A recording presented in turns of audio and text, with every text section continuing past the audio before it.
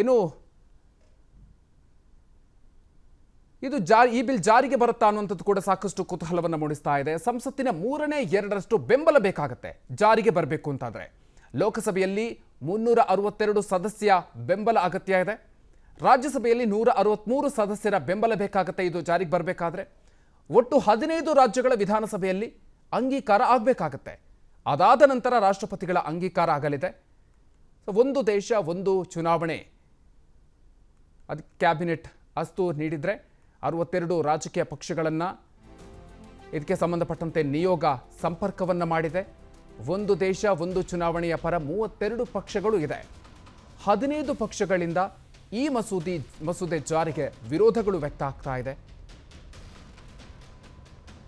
62 ರಾಜಕೀಯ ಪಕ್ಷಗಳನ್ನು ಈಗಾಗಲೇ ನಿಯೋಗ ಸಂಪರ್ಕವನ್ನು ಮಾಡಿರೋದು. ಈ ಒಂದು ದೇಶ ಒಂದು ಚುನಾವಣೆಗೆ ಸಂಬಂಧಪಟ್ಟಂತೆ 32 ಪಕ್ಷಗಳು ಇದರ ಪರವಾಗಿದೆ. 15 ಪಕ್ಷಗಳು ಈ ಮಸೂದೆಯ ಜಾರಿಗೆ ವಿರೋಧವನ್ನು ವ್ಯಕ್ತಪಡಿಸ್ತಾ ಇದೆ. ಇನ್ನು 15 ರಾಜಕೀಯ ಪಕ್ಷಗಳಿಂದ ಯಾವುದೇ ರೀತಿಯಾಗಿರುವಂತಹ ಪ್ರತಿಕ್ರಿಯೆ ಇಲ್ಲ. ಅಂದರೆ ಈ ವಿಚಾರಕ್ಕೆ ಸಂಬಂಧಪಟ್ಟಂತೆ ಇಲ್ಲಿಯವರೆಗೂ ಕೂಡ ಆ ಪಕ್ಷಗಳು 15 ಪಕ್ಷಗಳು ತಟಸ್ಥವಾಗಿದೆ. ಜೆಡಿಯು, ಎಲ್ಜೆಪಿ ಮಸೂದೆಯ ಪರವಾಗಿ ಬ್ಯಾಟಿಂಗ್ ಮಾಡಿದೆ.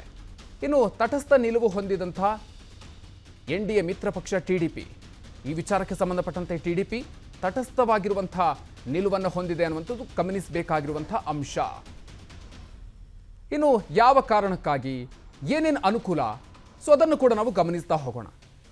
ಪ್ರಮುಖವಾಗಿ ಚುನಾವಣಾ ವೆಚ್ಚ ಇಳಿಕೆ, ಮಾದರಿ ನೀತಿ ಸಂಹಿತೆ ಹೇರೋದು ಕೂಡ ತಪ್ಪತ್ತೆ. ಪದೇ ಪದೇ ನೀತಿ ಸಂಹಿತೆ ಹೇರಬೇಕಾಗಿರುವಂತಹ ಅವಶ್ಯಕತೆ ಕೂಡ ಇರೋದಿಲ್ಲ. ಸರ್ಕಾರಿ ಯಂತ್ರದ ಮೇಲಿನ ಹೊರೆ ಕೂಡ ಇಳಿಕೆ ಆಗತ್ತೆ. ಪದೇ ಪದೇ ನೀತಿ ಸಂಹಿತೆ ಹೇರುವಂಥ ಅವಶ್ಯಕತೆ ಇರೋದಿಲ್ಲ. ಈಗಾಗಲೇ ಹೇಳಿದಂತೆ ಸರ್ಕಾರಿ ಯಂತ್ರದ ಮೇಲಿನ ಹೊರೆ ಕೂಡ ಇಳಿಕೆ ಆಗುತ್ತೆ. ಚುನಾವಣೆಗೆ ಸಂಬಂಧಪಟ್ಟಂತೆ ದೊಡ್ಡ ಮಟ್ಟದಲ್ಲಿ ಹಣ, ಸಮಯ, ಮ್ಯಾನ್ ಪವರ್ ಕೂಡ ಉಳಿತಾಯ ಆಗುತ್ತೆ. ಸರ್ಕಾರಿ ನೌಕರರನ್ನ ನಿಯೋಜನೆ ಮಾಡೋದು ಕೂಡ ಕಡಿಮೆ ಆಗತ್ತೆ. ಪದೇ ಪದೇ ಚುನಾವಣೆಗಳು ಆಗೋದ್ರಿಂದಾಗಿ ಸರ್ಕಾರಿ ನೌಕರರನ್ನ ನಿಯೋಜನೆ ಮಾಡೋದು ಕೂಡ ಕಡಿಮೆ ಆಗುತ್ತೆ.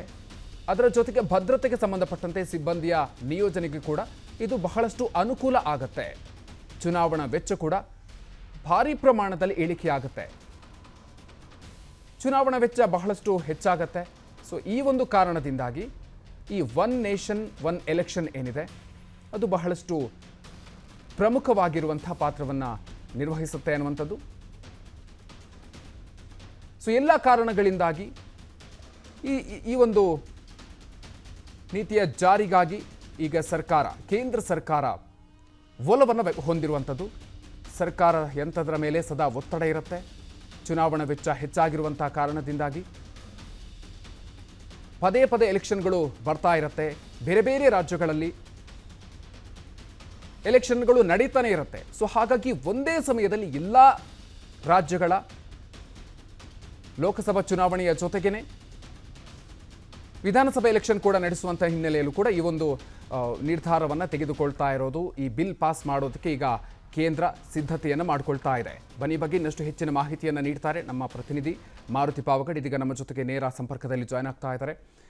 ಮಾರುತಿ, ಇದೀಗ ಒನ್ ನೇಷನ್ ಒನ್ ಎಲೆಕ್ಷನ್ ಸಾಕಷ್ಟು ಕ್ಯೂರಿಯಾಸಿಟಿಯನ್ನು ಹುಟ್ಟಿಸಿತ್ತು, ಸಾಕಷ್ಟು ಬಾರಿ ಚರ್ಚೆಗೆ ಒಳಗಾಗಿತ್ತು. ಇದೀಗ ಇದರ ಜಾರಿಗೆ ಕೇಂದ್ರ ಸರ್ಕಾರ ಸಿದ್ಧತೆಯನ್ನು ಮಾಡಿಕೊಳ್ತಾ ಇರುವಂಥದ್ದು. ಜಾರಿಗೆ ಅಂದರೆ ಅಂಗೀಕಾರವನ್ನು ಮಾಡೋದಕ್ಕೆ ಈಗಾಗಲೇ ಒಪ್ಪಿಗೆಯನ್ನು ಕೂಡ ಪಡ್ಕೊಂಡಿದೆ ಕ್ಯಾಬಿನೆಟ್ನಲ್ಲಿ. ಸೊ ಯಾವ ರೀತಿಯಾಗಿ ಬೆಳವಣಿಗೆ ಇಲ್ಲಿವರೆಗೂ ಆಗಿದೆ, ಸದ್ಯ ಯಾವ ರೀತಿಯಾಗಿ ಬೆಳವಣಿಗೆಗಾಗಿ ಈಗ ಎದುರು ನೋಡ್ತಾ ಇದೆ ಕೇಂದ್ರ ಸರ್ಕಾರ? ಕಳೆದ 5-6 ವರ್ಷಗಳಿಂದ ದೇಶಾದ್ಯಂತ ಚರ್ಚೆ ಆಗ್ತಿದ್ದು ಒನ್ ನೇಷನ್ ಒನ್ ಎಲೆಕ್ಷನ್ ಅನ್ನುವಂತ ಒಂದು ವಿಚಾರ. ಪ್ರಧಾನಿ ನರೇಂದ್ರ ಮೋದಿ ಅವರು 2ನೇ ಬಾರಿಗೆ ಯಾವಾಗ ಪ್ರಧಾನಮಂತ್ರಿ ಆದ್ರು 2019ರಲ್ಲಿ, ಅವತ್ತಿಂದಲೂ ಕೂಡ ಹೆಚ್ಚು ಈ ವಿಚಾರವನ್ನ ಇಡೀ ದೇಶಾದ್ಯಂತ ಚರ್ಚೆ ಮಾಡೋದಕ್ಕೆ ಪ್ರಮುಖವಾದಂತಹ ಒಂದು ಪಾತ್ರವನ್ನ ಮೋದಿ ಅವರ ಮತ್ತೆ ಅಮಿತ್ ಶಾ ಅವರು ಮಾಡ್ತಲೇ ಬಂದ್ರೆ. ಯಾಕಂತ ಹೇಳಿದ್ರೆ ದೇಶಾದ್ಯಂತ ಬೇರೆ ಬೇರೆ ಸಮಯಗಳಲ್ಲಿ ಲೋಕಸಭಾ ಚುನಾವಣೆ, ವಿಧಾನಸಭಾ ಚುನಾವಣೆ ಹಾಗೂ ಸ್ಥಳೀಯ ಸಂಸ್ಥೆಗಳ ಚುನಾವಣೆಗಳು ಆಗೋದ್ರಿಂದ ಅಭಿವೃದ್ಧಿ ಮೇಲೆ ಬಹಳಷ್ಟು ದುಷ್ಪರಿಣಾಮ ಆಗುತ್ತೆ.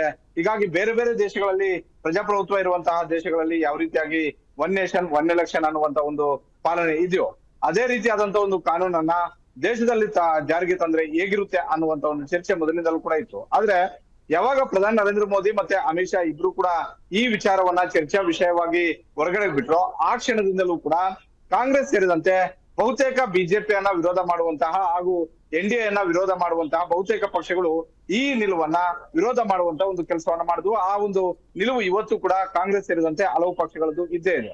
ಯಾಕಂತ ಹೇಳಿದ್ರೆ ಒಂದೇ ಸಮಯದಲ್ಲಿ ದೇಶ ಮತ್ತೆ ರಾಜ್ಯಗಳ ಚುನಾವಣೆ ಆದಂತಹ ಒಂದು ಸಂದರ್ಭದಲ್ಲಿ ಬೇರೆ ಬೇರೆ ರೀತಿಯಾದಂತಹ ಒಂದು ಫಲಿತಾಂಶಗಳು ಬರ್ತವೆ ಅನ್ನುವಂತ ಒಂದು ಆತಂಕ ಇರುವಂತದ್ದು.